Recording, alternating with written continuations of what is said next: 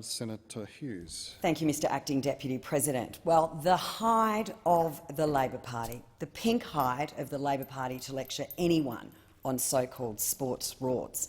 And for you, Senator Chisholm, I haven't been sent here at all. In fact, I'm more than happy to be here today, because those opposite didn't just put the pork in the barrel, they ran the piggery, snouts in the trough all the way back to Gough.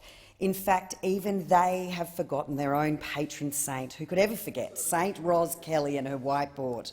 Only barefaced hypocrites would fail to recall the events of late 1993 when Sports Minister Kelly failed to explain the distribution of grants to marginal seats in the Labor-Keating government.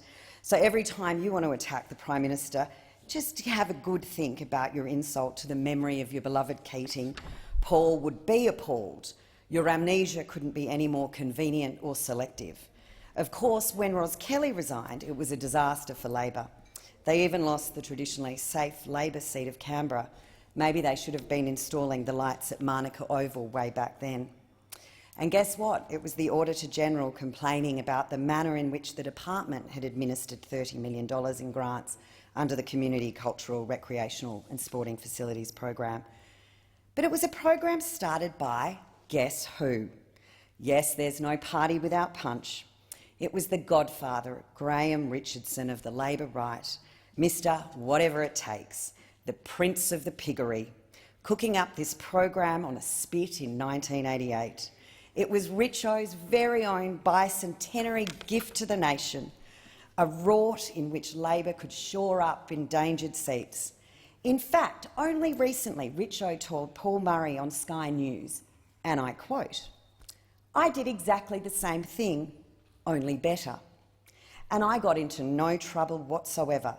I skated through as I used to do on everything." And then he joked that Ros Kelly wasn't so lucky. He was laughing out loud. Now there's a sick sense of humour. But as a Senator for New South Wales, the fact that any Labor member from my state should suggest impropriety in this dog-whistling smear of a way is astounding. In fact, if it wasn't so offensive, it'd be hilarious. The party that boosts the Audi brand better than any advertising campaign, who appears before ICAC so regularly it's almost part of their brand, who must attend caucus meetings so inconveniently and uncomfortably when the poor member for Kingsford Smith has to acknowledge that he wasn't so keen on the elevation of now Senator Keneally for the premiership. But luckily for Senator Keneally, the Frank Sartor supporters in Mr Thistlethwaite had Eddie O'B to make calls on her behalf. So I'd suggest to those opposite they at least try to keep a straight face when you gaze into that mirror and look at yourself with those shifty eyes. But on a more positive note, I would like to acknowledge the success of the former Minister for Agriculture, who has now stepped aside from the ministry, and that we look at the loss that she is to the Cabinet and to the ministry and the contribution that she made to Australia and the successful programs that she did introduce and the wonderful acknowledgement and the wonderful contribution she made to this country, even just at the end of last year, delivering a mandatory dairy code of conduct.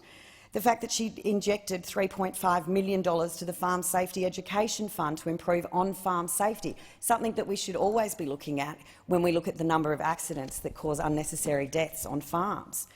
The fact that she put $3.9 million towards Beef Australia, promoting our Australian beef in international markets, something that we should be looking at today when we look at our Indonesian trade deal. She was very much a part of opening up agricultural trade and market access cooperation programs, worth $6.8 million, helping farmers access new and profitable markets. She passed the farm trespass laws to make it unlawful to incite others to invade farms and harass farming families, something too many people opposite in this place were too slow off the mark to condemn. She established a national feral pig coordinator to tackle Australia's feral pig population. She put $5 million towards the Kids to Farm program, part of government's $10 million educating kids about agriculture. A significant part of these programs were great contributions to this nation, and I'm sure, given time, Senator McKenzie will once again be able to make a great contribution to our